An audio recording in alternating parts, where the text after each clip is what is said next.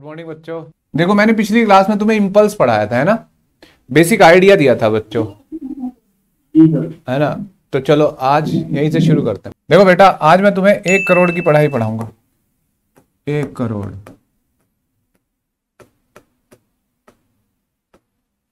आज मैं तुम्हें लॉज ऑफ मोशन सिखाऊंगा और फ्री बॉडी डायग्राम सिखाऊंगा। मतलब इससे इंपॉर्टेंट क्लास कभी कभी होती है भाई। मतलब सच बता रहा हूं, आज की क्लास रियल में 1 करोड़ की है। आज आपको फिजिक्स समझ में आ गई तो भाई तुम्हारा दिमाग चल जाएगा, तुम्हारी गाड़ी दौड़नी शुरू हो जाएगी फिजिक्स की। तो देखो बच्चों, अकल के कच्चों, 1 करोड़ का ज्ञान है ये जो फ्री मिल रहा है तुम्हें, ठीक है।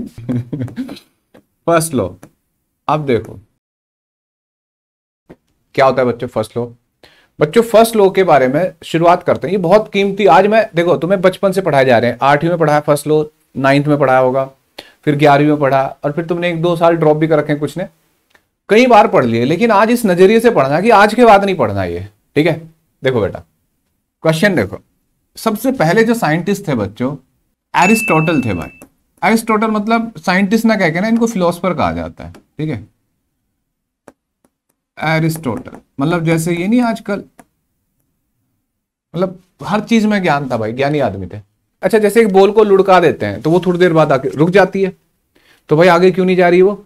तो एक बच्चे ने कहा सर इसे और धक्का दो तभी तो जाएगी। एक बॉल को आपने लुढ़का दिया, वो लुढ़कते लुढ़कते जा रही है, तो आपको फिर फोर्स लगाना पड़ेगा तब चलेगी। इसका मतलब एरिस्टोटल ने कहा कि किसी भी ऑब्जेक्ट के मोशन को कंटिन्यू करने के लिए हमें एक एक्सटर्नल फैक्टर की जरूरत पड़ती है, और दैट इज कॉल्ड फोर्स। तो एरिस्टोटल का जो कंसेप्ट था वो था कि टू कंटिन्यू द मोशन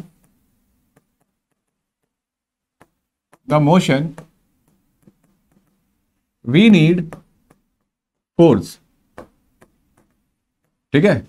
मतलब ये एरिस्टोटल की थ्योरी थी, लेकिन दुर्भाग्य से थ्योरी गलत थी बच्चों। मतलब ये रॉन्ग है, ठीक है। मतलब इसको याद मत कर लेना। कभी याद कर लो, सर ने बोर्ड पे लिखा था, उस दिन मेरा दिमाग बहुत काम कर रहा था, 1 करोड़ का ज्ञान मिला था, मैंने छाप लिया। तो ये गलत है। इसके बाद आए हमारे फादर ऑफ एक्सपेरिमेंटल फिजिक्स। कौन है बच्चे बताओ? गैलीलियो, ठीक है। बच्चों गैलीलियो ने देखा कि जितने भी ऑब्जेक्ट होते हैं उनको ना अपने स्टेट में रहने का वो अपोज करते हैं। जैसे मतलब गैलीलियो ने देखा कि उसका छोटा भाई टीवी देख रहा है 2020, मम्मी कह रही है बेटा कल पढ़ा तेरा एग्जाम है नीट का, पढ़ाई कर ले। हाँ, आपको पता है नीट की तैयारी कैसे होती है? मेरे यूट्यूब वाले सर ने बताया कि चिल कर आज, और कल पेपर है, ये वो। मैडम मम्मी थोड़ी देर देखती रही तो दिया चाटा एक, उठ के चल दिया। फिर उसने देखा गैलीलियो ने कि यार इसको चाटे की जरूरत थी तभी चला ये। फिर उसने देखा कि एक बच्चा पार्क में गया, एक बच्चा पार्क में डाल पकड़ के झूल रहा है ऐसे, ठीक है। जैसी डाल छोड़ता वापस डाल। उसने देखा स्लाइडर पे एक बच्चा है, आजकल के बच्चे ऐसे ना, इधर स्लाइडर है, ये स्लाइडर है बच्चा, तो बच्चा इधर से नहीं जा रहा है, वो इधर से जाता है। आजकल तुम भी ऐसे ही करते होंगे, इधर से गए और फिर स्लाइड करा, देखा यार ये वहां जाने की कोशिश कर रहा है लेकिन फिर वापस आ जाता है। फिर वो थक हार के घर आया तो घर मम्मी ने गुलाब जामुन बना रखे थे। ओ भाई सर सुबह सुबह कैसी बातें कर रहे हो सर, सर आपको भाई गुलाब जामुन देखो कलर भी वैसा कर दिया, ठीक है। तो भाई गैलीलियो की मम्मी ने गुलाब जामुन बना रखे थे, थोड़े गरम गरम थे। गैलीलियो ने सोचा कि उठा लेता हूं, तो जैसे इस गुलाब जामुन को यहां रखा, ये वापस इस जगह है, वापस इस जगह। तो सोचो अब जैसे वो जिस भी गुलाब जामुन को यहां से उठाए वो वापस। तो सोचो अब जैसे हमारे जैसा होता तो क्या करता, पहले सारे खाता। अब ऐसे नहीं उठ रहे थे ना, एक बड़ा वाला लेके आता चमचा, आए भाई प्लेट भरी और खाए, और खा के फिर होता ओ दिमाग भारी हो रहा है, पहले सो जाता हूं फिर उठ के पढ़ूंगा, है ना। लेकिन ये साइंटिस्ट है बच्चों, ये साइंटिस्ट ने सोचा कि यार ऐसा क्यों हो रहा है। तो उसने बात सारी सोची सोची सोची और अपने दोस्त को बताई। उसका दोस्त था जियान। जियान बोले तो न्यूटन उस टाइम का। न्यूटन ने कहा अच्छा अच्छा, सारी बात पूछ ली, फिर कहा तू घर जा, और अगले दिन आ गया न्यूटन फर्स्ट लॉ। ये स्टोरी झूठी है लेकिन सार सही है, समझ में?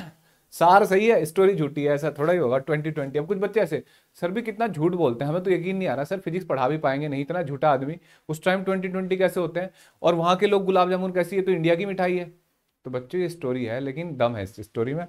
अब देखो मैं तुम्हें एक बात बताता हूँ, न्यूटन ने भी कुछ एक्सपेरिमेंट करे, मतलब इस कंसेप्ट की शुरुआत ना गैलीलियो ने करी थी, ठीक है। गैलीलियो ने इस कंसेप्ट को शुरू किया था, न्यूटन ने इसको और समझने की कोशिश करी। जैसे उसने क्या काम किया बच्चों, ऐसे एक ट्रैक रखा, इस पे एक ऑब्जेक्ट रख दिया एच हाइट पे, तो जैसे ही लुढ़कता है ऐसे जा रहा है, उसने इसको यहाँ ऐसे मोड़ दिया, ठीक है। तो ये ऑब्जेक्ट ना स्मूथ सरफेस है, तो इतनी हाइट तक जाके रुकता है फिर, ठीक है। उसने क्या काम किया, इसकी शेप थोड़ी ऐसे मोड़ दी, तब भी वो इतनी हाइट पे जाके रुक रहा था सेम पोजीशन पे। उसने इस ट्रैक को और मोड़ दिया, ऐसे इंक्लाइंड कर दिया, तब ये इतनी हाइट तक जाके रुक रहा था। यानी कि ऑब्जेक्ट अपनी सेम स्टेट को हासिल करना चाहता है। तो ये ऑब्जेक्ट की प्रॉपर्टी हुई है ना। और इसको अगर हटाना है वहां से तो हमें क्या जरूरत पड़ेगी, एक एक्सटर्नल फैक्टर की जरूरत पड़ेगी। तो न्यूटन ने लिखा एक अपना फर्स्ट लॉ, ठीक है। और ये लॉ ऑफ इनर्शिया भी कहलाता है। क्या कहलाता है बच्चों, लॉ ऑफ इनर्शिया। देखो बेटा, सोचो, स्टेटमेंट बताएगा कोई बच्चा, अकल का कच्चा, छाया भारद्वाज, बताना बेटा इसका स्टेटमेंट याद है तुम्हें, फर्स्ट लॉ का। मैं क्यों बताऊं सर, मैंने तो फीस दे रखी है सर आपको। अर्चना, फरमान, हिमांशु, यस सर। कोई बच्चा बताएगा भाई। इसका मतलब है it gives to concept of inertia that is mass is the measure of the inertia of the body। मतलब इससे जो inertia होगी तो mass of the body का तो शाबाश बच्चों, मैं बता दूं, an object will maintain it its rest of motion state of rest or motion भाई। until an external force हाँ, लड़का पढ़ के आया भाई। अच्छा, स्टेट ऑफ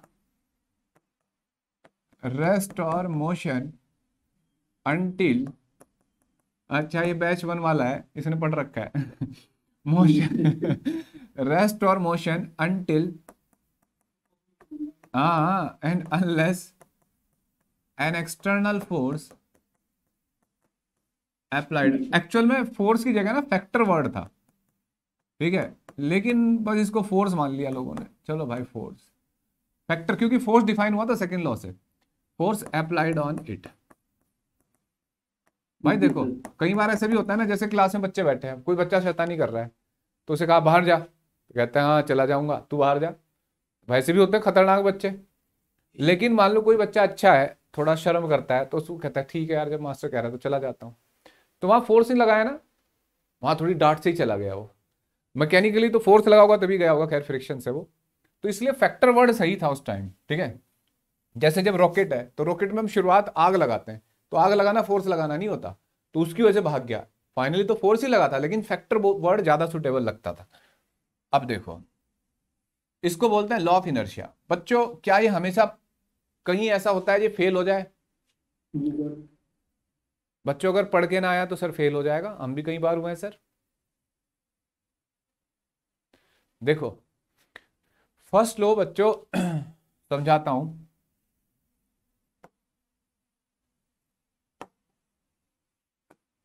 यहां एक वर्ड है फ्रेम ऑफ रेफरेंस, ये मैंने आपको मोशन 1D 2D में पढ़ाया था, फ्रेम ऑफ रेफरेंस, ठीक है। फ्रेम ऑफ रेफरेंस, दो तरीके के फ्रेम ऑफ रेफरेंस होते हैं, इनर्शियल एंड नॉन इनर्शियल।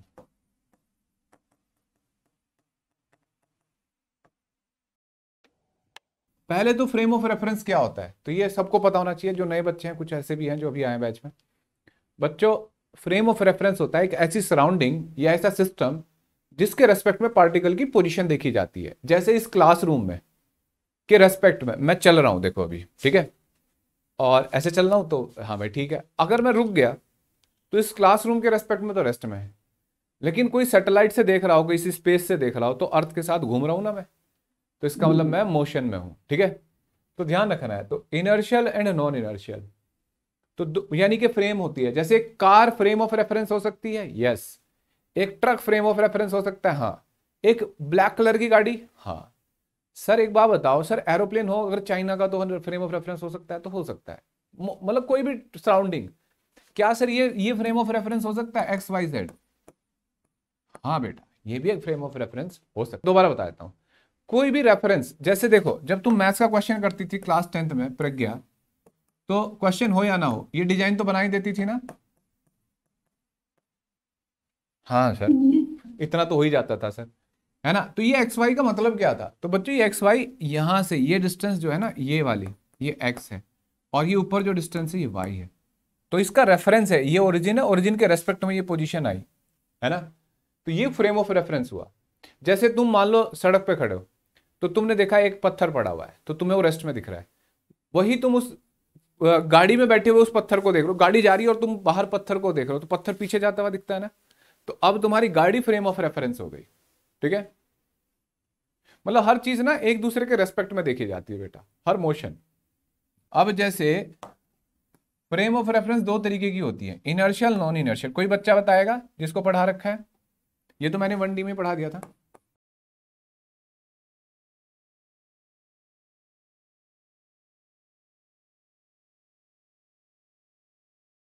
जिनका एक्सेलरेशन 0 हो वो क्या होती है? इनर्शियल। और जिनका एक्सेलरेशन 0 ना हो वो क्या होती है बच्चों? Non inertial. Acceleration frame of reference होती है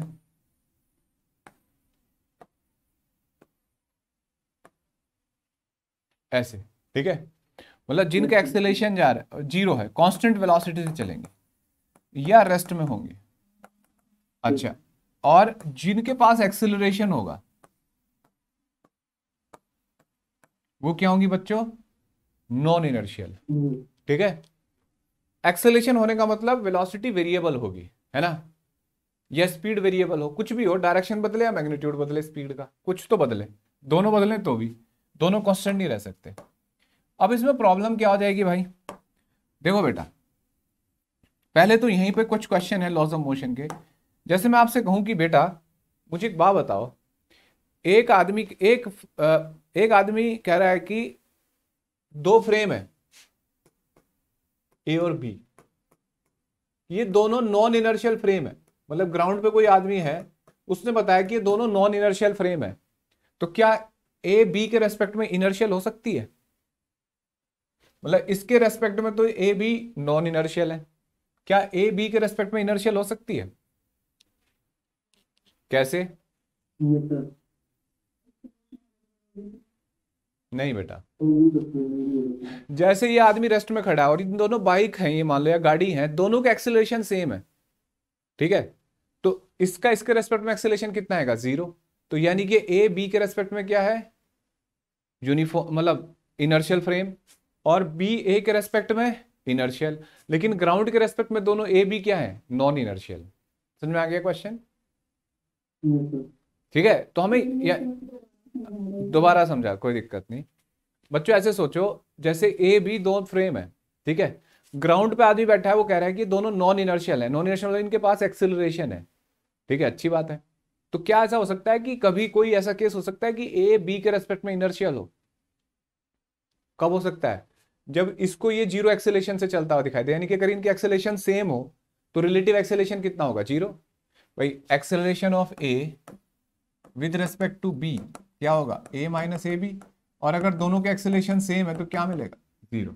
तो रिलेटिव एक्सेलेशन कितना हो गया बच्चों? बोलो। 0। ठीक है, तो ए और बी के बीच में रिलेटिव एक्सेलेशन 0 हो जाएगा। क्लियर है बात? तो ये बात सोचनी थी बच्चों, ठीक है? यानी कि अच्छा मुझे बताओ, अर्थ हमारे रेस्पेक्ट में इनर्शियल है या नॉन इनर्शियल है?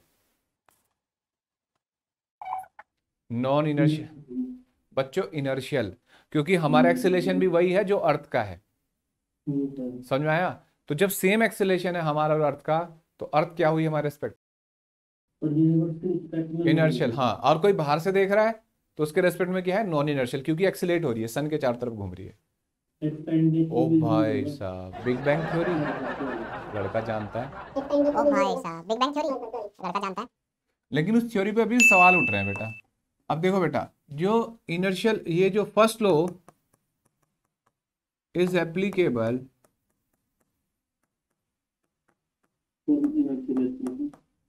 Applicable in inertial frame. ठीक है, first law not applicable in non inertial frame. ठीक है, not applicable in non inertial frame. Sir ऐसे कैसे? देखो बच्चों, मेरे सामने एक गिलास रखा है बच्चों, ठीक है, और टेबल पे रखा होता, तो ये तब तक रखा होता जब तक उस पर कोई फोर्स ना लगता। अच्छा, टेबल पे रखा हुआ गिलास अपने आप चल रहा है तो मैं क्या समझूंगा? सोचो, टेबल पे रखा हुआ गिलास अपने आप चलने लगा भाई, तो एक वो क्या नाम है उसका, कंचना, वो यहीं कहीं है इस रूम में ही है। सोचो भाई, चल रखा हुआ गिलास अपने आप चल सकता है? नहीं ना। हाँ, सूडो फोर्स आ गया यहाँ। अब सोचो, जैसे अगर मान लो जब तुम जैसे बस में बैठे होते हैं बच्चों हम, है ना, बस में खड़े हैं हम, और अचानक से बस एक्सेलरेट हो तो हम पीछे जाके गिरते हैं ना। अब ब्रेक लगे तो आगे जाके गिरते हैं। सोचो बच्चों, ऐसे यहां सोचो, अगर मैं मान लो यहां एक कैमरा लगा दूं और यहां एक बॉक्स रखा हो बच्चों, ठीक है, और ये ट्रॉली अचानक एक्सेलरेट होती है तो बॉक्स किधर जाएगा?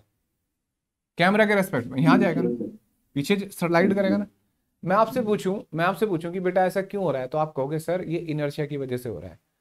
पढ़ा होगा ना 10th 8th में कि जब हम बस आगे जाती है तो हम पीछे क्यों जाते हैं? क्योंकि हमारा बॉडी का लोअर पार्ट, है ना, मोशन में होता है, अपर पार्ट रेस्ट में रहता है, इनर्शिया फलाना डिमका सिमका, सब पता है तुम्हें। लेकिन बच्चों अब मजेदार बात सोचो, अगर इस कैमरा में दिखाया जाए ये, तो इस कैमरे में क्या दिखाई देगा कि एक बॉक्स है वो पीछे जा रहा है ना। अब आपसे पूछा जाए कि बेटा बेटा ऐसा कैसे हो रहा है, तो सबसे पहले तुम्हारे आंसर क्या होंगे? सर मुझे तो ऐसा लगता है कि इसमें ना ये किसी बस वस में रखा हुआ है। तुक्का तो मारोगे ना तुम? मैं कहा नहीं बेटा। अच्छा, तो सर ऐसा हो सकता है इसमें ना कोई रस्सी बांध रहा है और खींच रहे हो उसको, और वो रस्सी बारीक सी है, वो हटा दी, फोटो एडिटिंग कर दी फोटोशॉप में। नहीं, ऐसा नहीं है सर। मैग्नेट भी तो हो सकता है। क्या हो सकता है? मैग्नेट, हाँ, मैग्नेट भी हो सकता है भाई, सही बात है, सीआईडी एपिसोड 615। अच्छा, एक बच्चे ने कहा सर इसमें मोटर लगा हो सकता है ना, मोटर से चल रहा हो ये। जब सब कुछ खत्म हो गया, नहीं कुछ नहीं कुछ नहीं, सर इसमें भूत है, इसके अंदर कोई है। सोचो बच्चों, इतनी बातें सोचोगे ना आप, तो इसका मतलब कंफर्म तो नहीं हो रहे हो ना, तो आपके अकॉर्डिंग फर्स्ट लॉ फेल हो रहा है। बिना फोर्स के आपको कोई चीज चलती हुई दिख रही है, तो नॉन इनर्शियल फ्रेम के रेस्पेक्ट में ये ट्रॉली ना नॉन इनर्शियल है, कैमरा इसी के रेस्पेक्ट में देख रहा है ना, तो ये फर्स्ट लॉ फेल हो जाता है। तो फिर हमें क्या करते हैं? तो कुछ करते होंगे, अभी नहीं पता। तो इसलिए हम नॉन इनर्शियल फ्रेम आज तक हम 11वीं अगर आप पढ़ के आओ, केवल 12वीं तक, ड्रॉपर की बात नहीं कर रहा हूं, तो ज्यादातर स्कूल में टीचर्स या एनसीईआरटी ये सिखाता है कि ऐसे केस को ग्राउंड के रेस्पेक्ट में ऑब्जर्व किया जाता है। तो ग्राउंड के रेस्पेक्ट में तो एक्सप्लेन हो रहा है ये इनर्शिया की वजह से, ट्रॉली के रेस्पेक्ट में एक्सप्लेन नहीं हो सकता इसका मोशन। ठीक है, समझ में आ गया बच्चों? तो इतनी बात समझ में आ गई कि ये फर्स्ट लॉ फेल हो जाता है। इसका इलाज क्या होगा, फिर इसको पास कैसे कराया जाएगा सर? दोबारा री एग्जाम होगा सर? क्या होगा सर? तो अभी इसका कुछ तरीका ढूंढेंगे। ठीक है, बताओ बच्चों, समझ में आ गई सारी बात? अंगूठा दिखा दो तुम आलसियो, ऐसे बैठे हैं सारे, खरगोश कैप पहन के बैठे हैं सारे ऐसे। भाई अंगूठा तो दिखा ही सकते हो बदतमीजो। बच्चे कितने इस क्लास में? 40। अब देखो आज की पढ़ाई,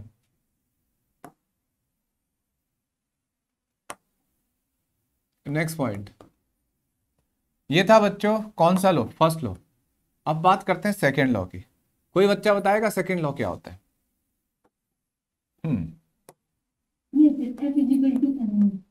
शाबाश बेटा, गलत है बच्चों, इसको बोलते हैं रियल लॉ ऑफ मोशन। अच्छा बता दो, इसको रियल लॉ क्यों बोलते हैं? क्या वो झूठे हैं?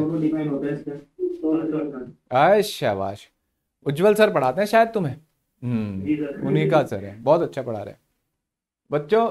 सेकेंड लॉ जो होता है ना, सेकेंड लॉ को रियल लॉ बोलते हैं क्योंकि ये फर्स्ट और थर्ड को बता सकता है। तो सर फिर इसी को लिख देते हैं ना, 3 लॉ बनाने क्यों थे? तो भाई ऐसे थोड़ा ही कंसेप्ट बने, पैसे लगते हैं इसके, न्यूटन ने अलग अलग कंसेप्ट अलग अलग बात में बताए। तो देखो रियल लॉ ऑफ मोशन बोलते हैं इसको। अब ये क्या है? तो न्यूटन ने बताया कि जैसे जब हम किसी ऑब्जेक्ट पे फोर्स लगाते हैं ना, तो उसका मोमेंटम, उसकी वेलोसिटी चेंज हो रही है, मास है, वेलोसिटी चेंज करता है बच्चों को। तो और फोर्स लगता जा रहा है, वेलोसिटी बढ़ती जाएगी। तो मान लो इसकी स्पीड यहाँ u है, तो यहाँ क्या हो जाएगी, कुछ लगातार फोर्स लग रहा है तो इसकी वेलोसिटी बढ़ गई। ठीक है, तो न्यूटन ने बताया कि भाई इसका जो मोमेंटम है ना, उसने ड्रॉ करके देखे कुछ ग्राफ, ये फोर्स है और ये rate of change of momentum, change of momentum. देखो बेटा, इसको प्लॉट किया तो ऐसे बना। ठीक है, फोर्स और rate of change of momentum.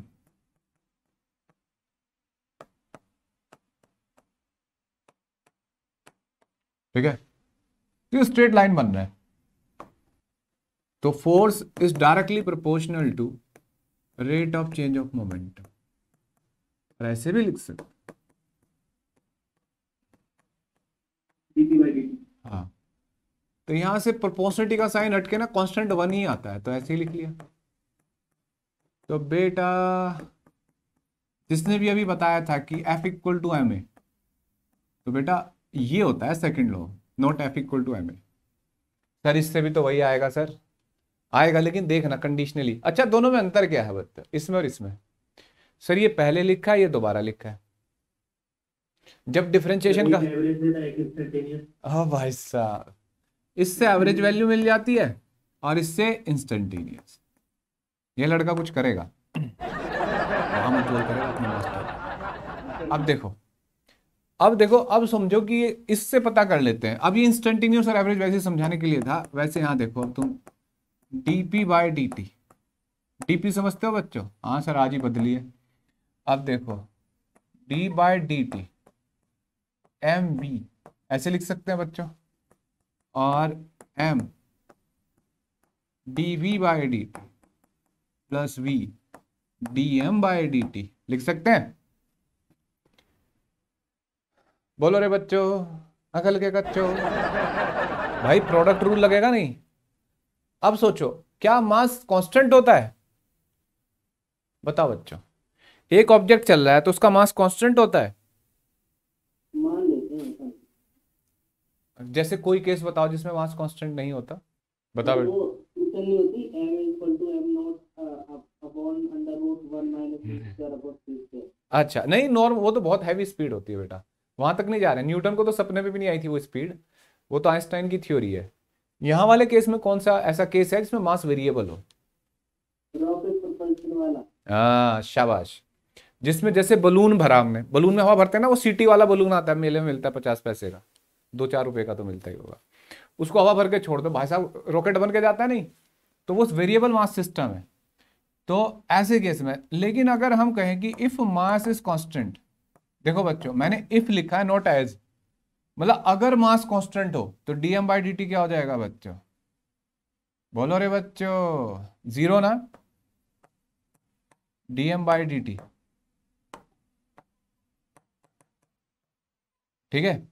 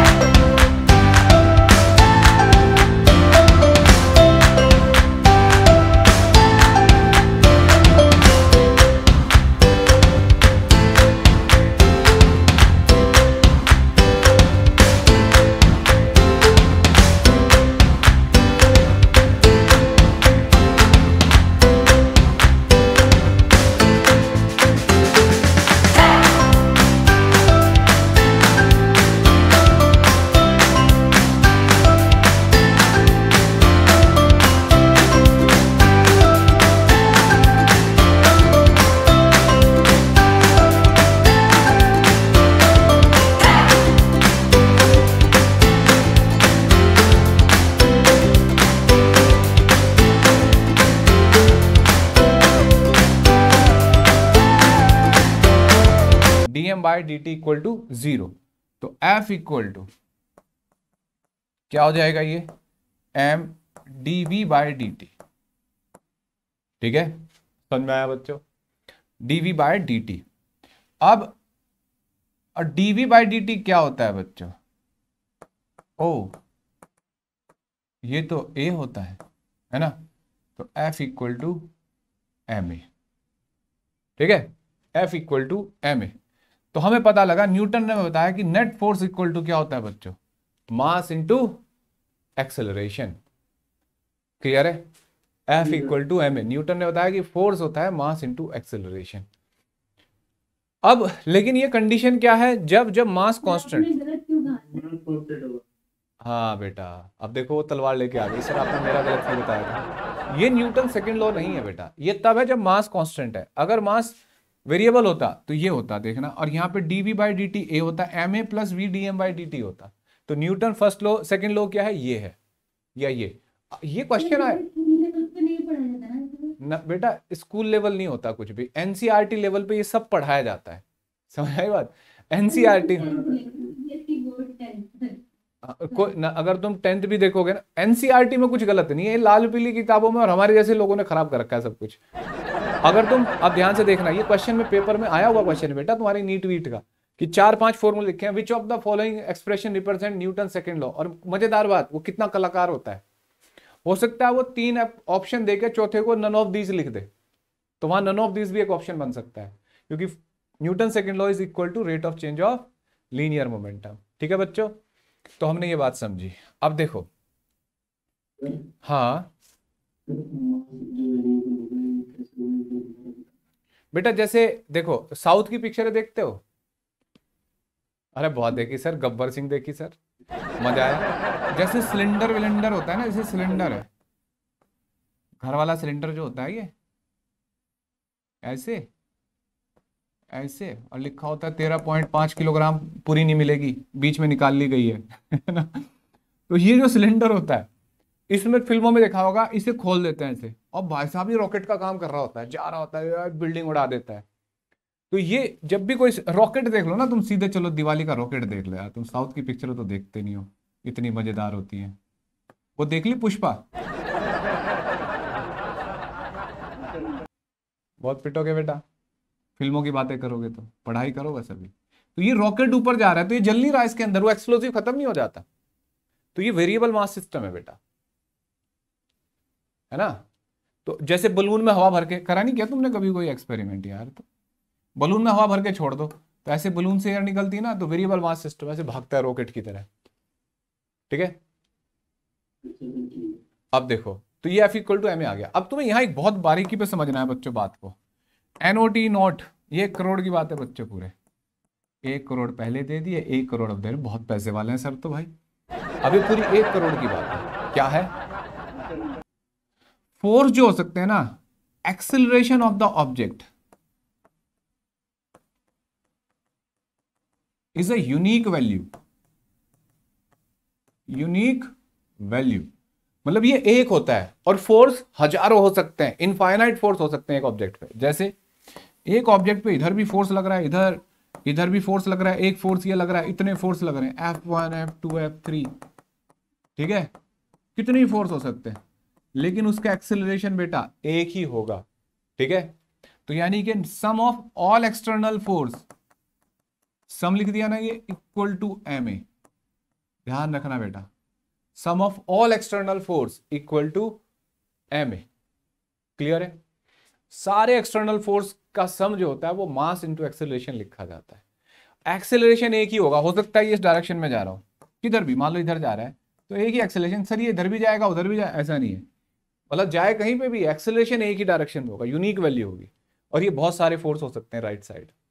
दूसरा, एम ए क्या सर कोई फोर्स होता है ना? एम ए कोई फोर्स नहीं होता, ये एक वैल्यू होती है बच्चों। एम ए एक वैल्यू है जो एक नेट फोर्स मास, ये जो जितने भी रिजल्टेंट है ना, इससे मिलेगा।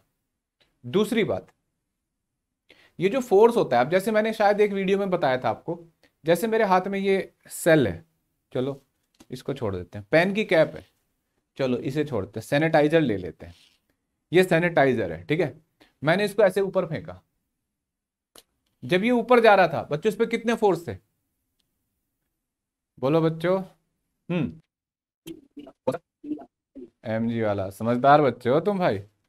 तो बच्चों एक ही फोर्स था। अब मेरे जैसा नाड़ी हो सर, एक तो वो था जिससे ऊपर जा रहा था, और एक सर एक वो था जिससे नीचे आ रहा था। तो भाई इस पे एक ही फोर्स था। फोर्स जो होता है ना, ऑब्जेक्ट के मोशन की हिस्ट्री पे डिपेंड नहीं करता, प्रेजेंट पे डिपेंड करता है। तो जब तक ये मेरे हाथ में है तब तक तो मेरे हाथ का भी फोर्स लग रहा है, वेट भी। और जैसे ही हाथ से फ्री हुआ, जब हवा में होगा, जब ऐसे ही है, तो उस टाइम केवल mg लग रहा होगा। पहले किस वजह से ऊपर जा रहा है वेट और इसके, ग्रेविटेशन। वेट और ग्रेविटेशन फोर्स बेटा एक ही हुआ करता है। हाँ सर, मतलब ये। ठीक है, समझ में आया? सर, हाँ जी। आपने इंटरनल फोर्स इनफिनाइट जैसे बताए थे सर। हाँ अब वो लेकिन तुमने बताया कहाँ किसी ने? क्या? इनफाइनाइट फोर्स बताया ही नहीं किसी ने कि कितने होते हैं, सम ऑफ इंटरनल फोर्स। वो तो किसी बच्चे ने बताए थे। देखो सर आप ऐसे सोचो, ये बोतल है, इसमें कितने मॉलिक्यूल होंगे बेटा? एन मॉलिक्यूल होंगे। यहाँ एन, बहुत बढ़िया। तो फोर्स भी एफ होगा। जाओ मजे करो, बदतमीज। कोई बात है? नंबर ऑफ मॉलिक्यूल्स इनफाइनाइट है नहीं भाई, वो होंगे बहुत नंबर होंगे, एवोगैड्रो नंबर टाइप। उनके बीच में कितने फोर्स लग रहे होंगे, है ना? अच्छा इनके अंदर फिर एटम होंगे, एटम में कितने फोर्स, और न्यूक्लियस के अंदर इंटरनल है ना, है। वो तो सब इंटरनल फोर्स हो गई। अरे अरे उसका क्वेश्चन बेटा, उसका क्वेश्चन भी वही है। मैंने वीडियो के एंड में ये पूछा था कि कितने number of infinite, number of internal force कितने हैं, तो इनफाइनाइट। कोई भी सिस्टम बनता है तो infinite number of force internal हो सकते हैं उसके अंदर। तो इसके अंदर इनफाइनाइट नंबर ऑफ फोर्स है। ठीक है, वो लगे कि वो सारे पेयर्स में है, तो वो कैंसिल होकर रिजल्टेंट कितना आ रहा है, 0 इंटरनल का। तो एक्सटर्नल फोर्स काउंट हो रहा है। ठीक है बच्चों, यस सर। तो ये 2 पॉइंट, एक तो हमने पढ़ा कि acceleration of the object is a unique value, और दूसरा force is independent of fast of motion of object, motion of object. Clear है सब बच्चों को? किसी को डाउट? बोलो बेटा। होगा भी तो हम क्यों पूछे सर आपसे, हैं? समझ में आ गया सबको? हमारे शेर वापस आ गए। Newton third law. बच्चों जब मैं पढ़ता था भाई, तुम्हारा तो पता नहीं मुझे, जब मैं 8th में था ना तो मैं गोल्ड मेडलिस्ट था। भाई साइंस में बहुत हम थके हुए बच्चे माने जाते थे।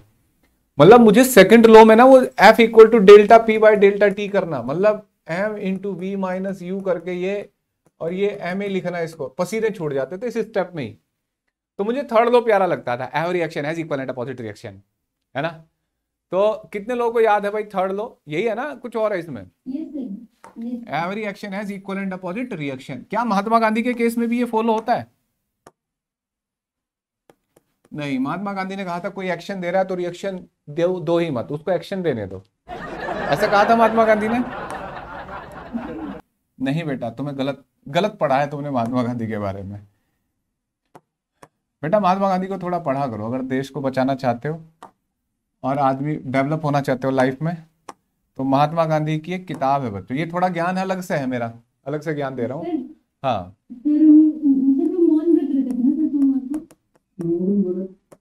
My experiment with truth.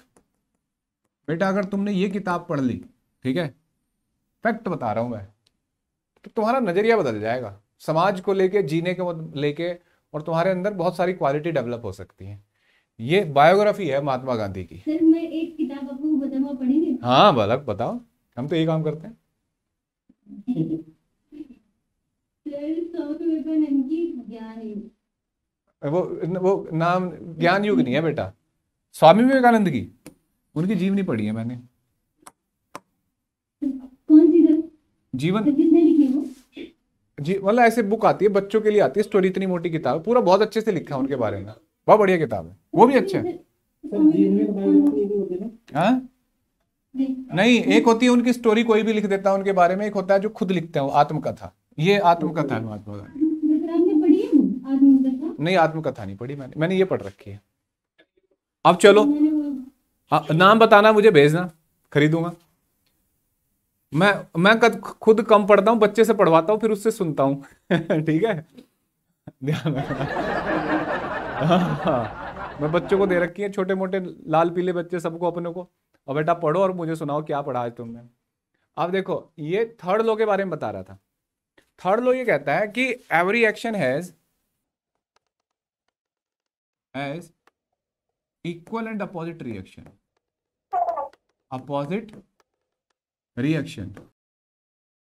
सबसे पहला क्वेश्चन है कि यार ये एक्शन क्या है सर, ये रिएक्शन क्या है? बच्चे ये फोर्स है, ठीक है। क्या है ये? फोर्स। मतलब हर एक्शन का एक रिएक्शन होता है, इक्वल एंड अपोजिट। कोई फोर्स यूनिवर्स में ऐसा नहीं है जो अकेला हो, ठीक है। इक्वल एंड अपोजिट रिएक्शन, ये दो ऑब्जेक्ट हैं बच्चों, ए और बी, मानते हो? तो इनके बीच में कोई फोर्स लग रहा होगा, force on A due to B, force on B due to A. तो न्यूटन के according force on A equal to minus of force on B. Sir ये अट्रैक्टिव फोर्स है, सर किस वजह से होगा? हमें नहीं पता किस वजह से। ये अट्रैक्टिव फोर्स हो सकता है किस वजह से बच्चों? जैसे ग्रेविटेशनल, जैसे कूलम फोर्स, जैसे रस्सी की टेंशन हो सकता है, रिएक्शन फ्रिक्शन हो सकता है, कोई भी फोर्स, मैग्नेटिक फोर्स हो सकता है। सर ये क्या नोबिता और सुजुका वाला फोर्स भी हो सकता है, इमोशनल? तो ऐसा नहीं है यहाँ कुछ भी, मतलब ये इक्वल एंड अपोजिट होता है हमेशा। अच्छा रिपल्सिव हो सकता है, हाँ भाई, जैसे दो सिमिलर चार्ज रिपेल करते हैं, force on B due to A और force on B due to, force on A due to B, ठीक है बच्चों। ये डिस्टेंस है आर, ये डिस्टेंस है आर, ठीक है। समझ आई बात बच्चों? तो न्यूटन के अकॉर्डिंग चाहे फोर्स अट्रैक्टिव हो चाहे रिपल्सिव, हमेशा इक्वल एंड अपोजिट होगा, एक्शन रिएक्शन। और ये फोर्स के नेचर पे, ये बात, ये लॉ जो है ना, ये फोर्स के नेचर पे, उसके मैग्नीट्यूड पे, उसके टाइप से, उसकी प्रॉपर्टी से, उसके कलर से, किसी बात से मतलब नहीं है उसका। कोई भी फोर्स हो, अब न्यूटन ने ये बता दिया। क्लियर है बच्चों? समझ में आया? मतलब ये लॉ ऑफ फोर्स के नेचर सर इलेक्ट्रिक फील्ड वाले फोर्स में होगा सर, कूलम वाले में नहीं होगा सर। ये सर ग्रेविटेशन वाले में तो दिक्कत हो जाएगी सर, ऐसा बिल्कुल भी नहीं है। तो सब एटॉमिक लेवल पे भी बातचीत करेंगे। कोई से लेवल पे चले जाओ तुम, कहीं पे भी चले जाना, हर जगह है ये फेल नहीं होता बच्चों, फेल हम हो जाते हैं। अब देखो, अब जरा फर्स्ट बैच वाले चुप रहेंगे, सेकंड बैच वाले बोलेंगे।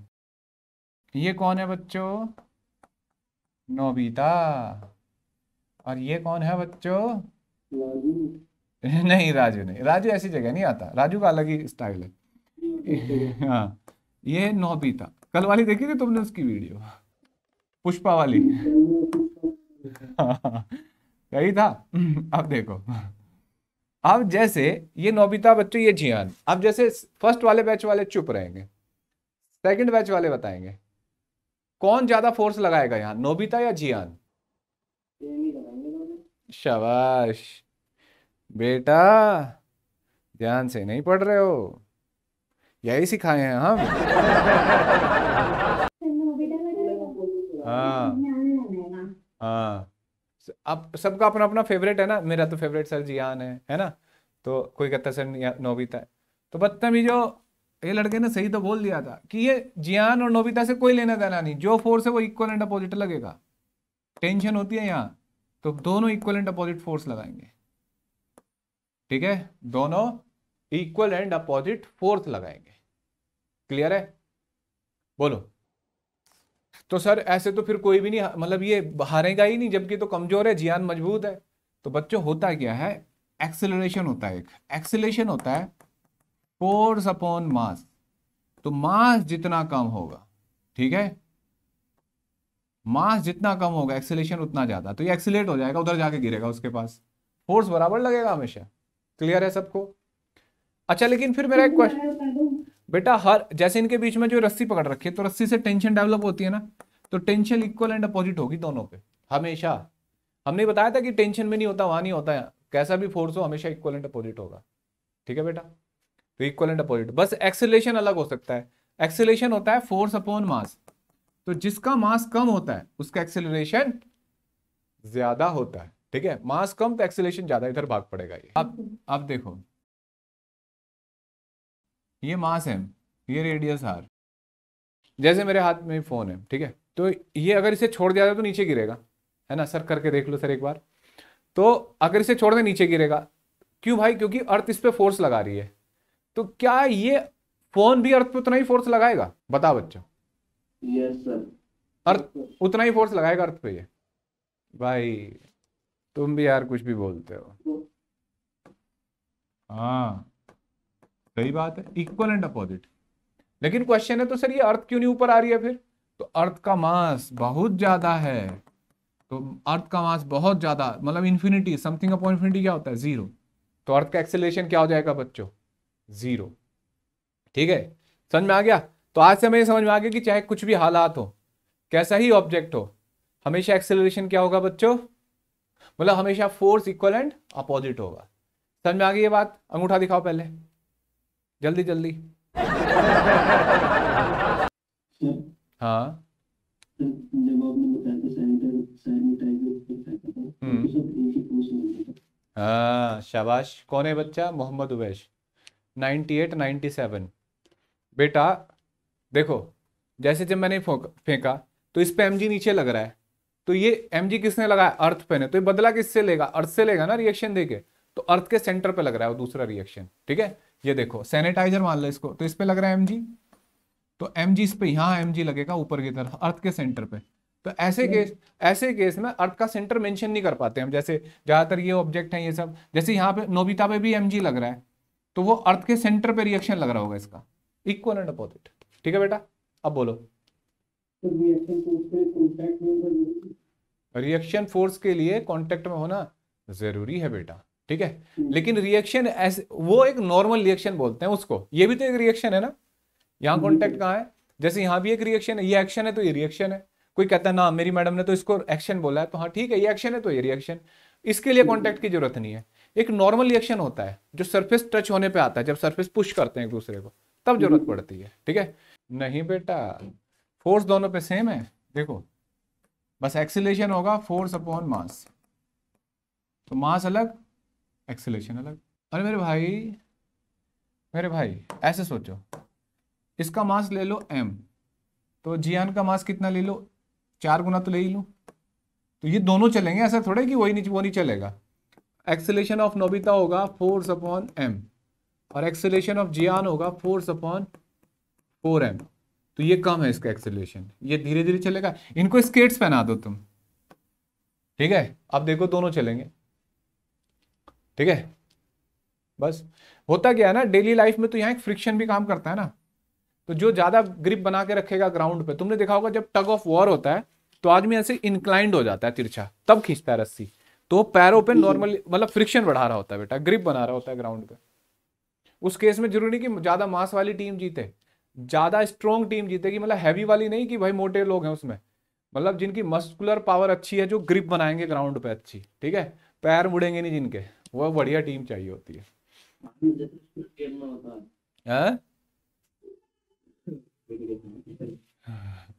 पीछे से डांट पड़ रही थी उसे, पढ़ रहा है बात कर रहा है मास्टर से। ऐसे तो नहीं हुआ बेटा। अब देखो मास्टर पढ़ा कम रहा है, बात ज्यादा बता रहा है, खेलने की कूदने की बात बता रहा है इनको, ऐसा तो नहीं हो रहा है। अब देखो बच्चों, अब थर्ड लो की कुछ दो जरूरी बातें, 3 बातें। फर्स्ट एक्शन और रिएक्शन बच्चों,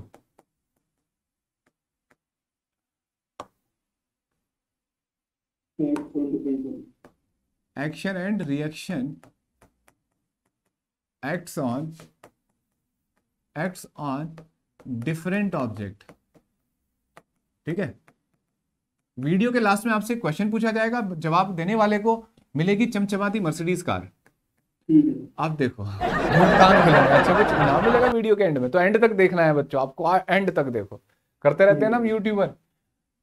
अब देखो action and reaction acts on different object. Action and reaction acts समझते वही जो तुम करते हो, है ना। सर मेरी कॉपी घर रह गई, होमवर्क तो करा था सर। प्रिया है या प्रिया? एक्ट्स साइमल्टेनियसली,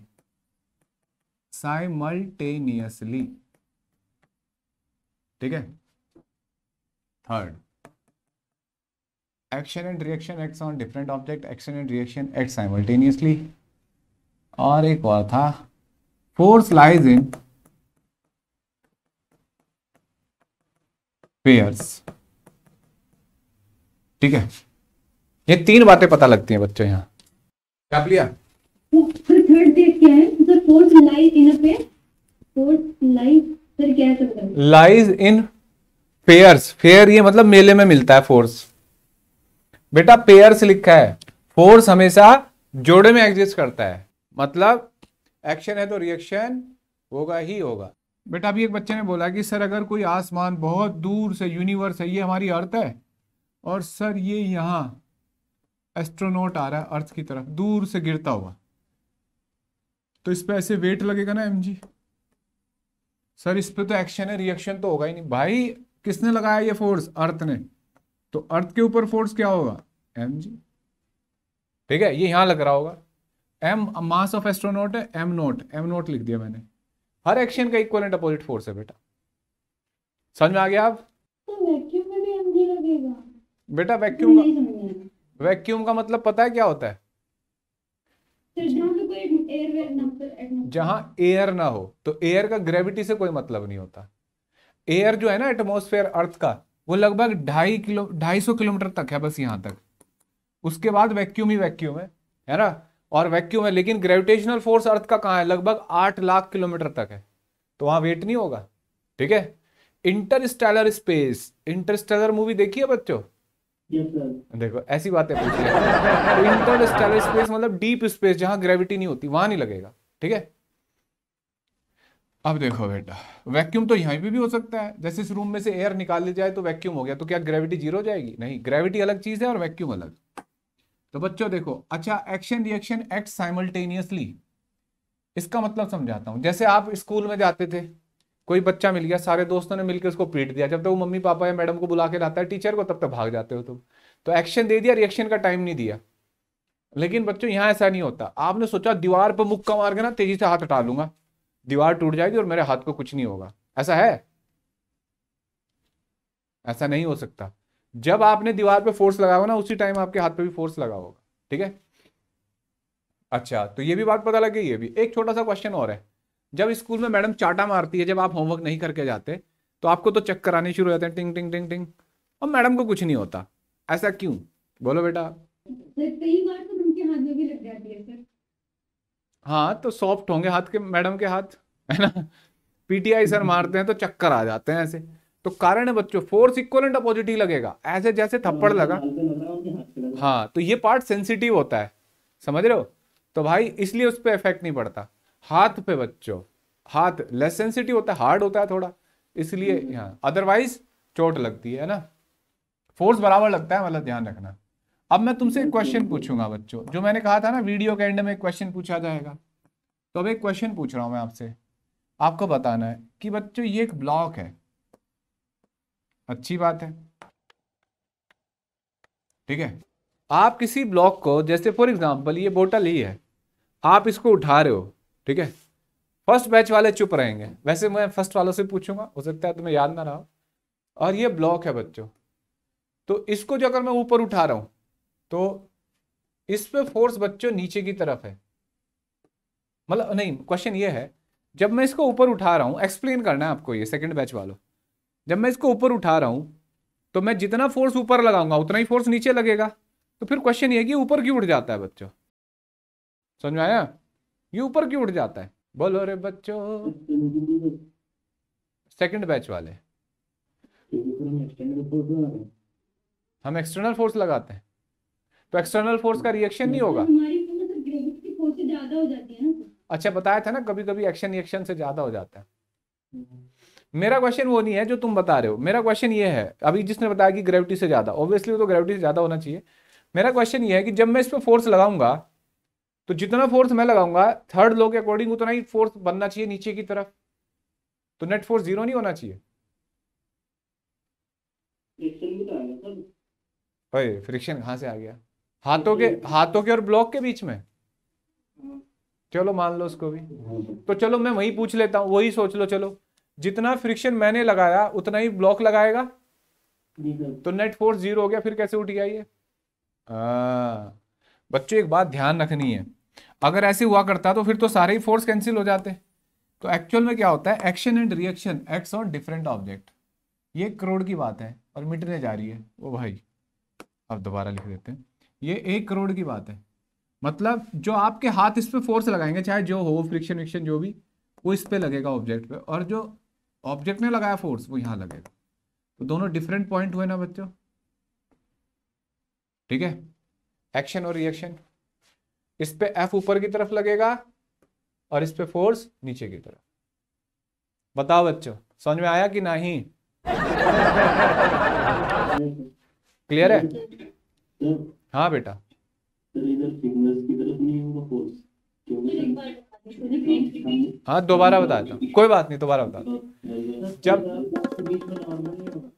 अरे वो तो बहुत सारे होंगे, अभी पहले ये जो अप्लाई कर रहे थे इसका रायता जो फैला था वो देखा है हमने, कि जो बॉक्स पे आप फोर्स लगाते हो ना, जो आप अप्लाई कर रहे हो वो बॉक्स पे लग रहा है, और बॉक्स ने जो रिएक्शन दिया वो आपके हाथों पे लग रहा है। तो ओवरऑल देखना फोर्स किस पे लग रहा है? बॉक्स के ऊपर।